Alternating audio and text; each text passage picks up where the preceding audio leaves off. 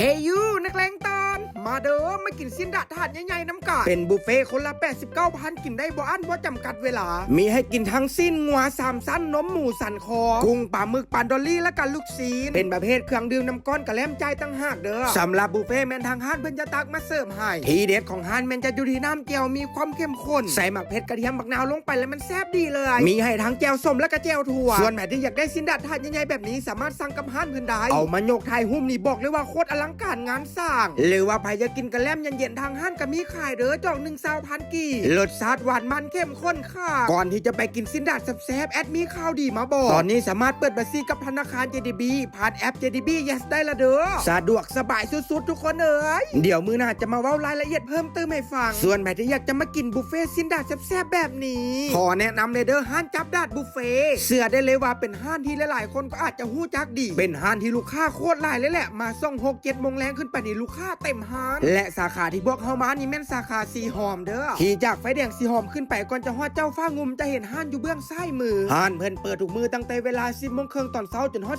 11 โมงแล้วถ้ามื้อนี้ยังคิดบ่ออกว่าจะกินอย่างดีแวะจัดเลยเด้อที่ห้านจับดาดบุฟเฟ่และอย่าลืมสแกนจ่ายผ่าน JDB Yes นะจ๊ะเป็นอีหยังที่สะดวกสบายสุดๆ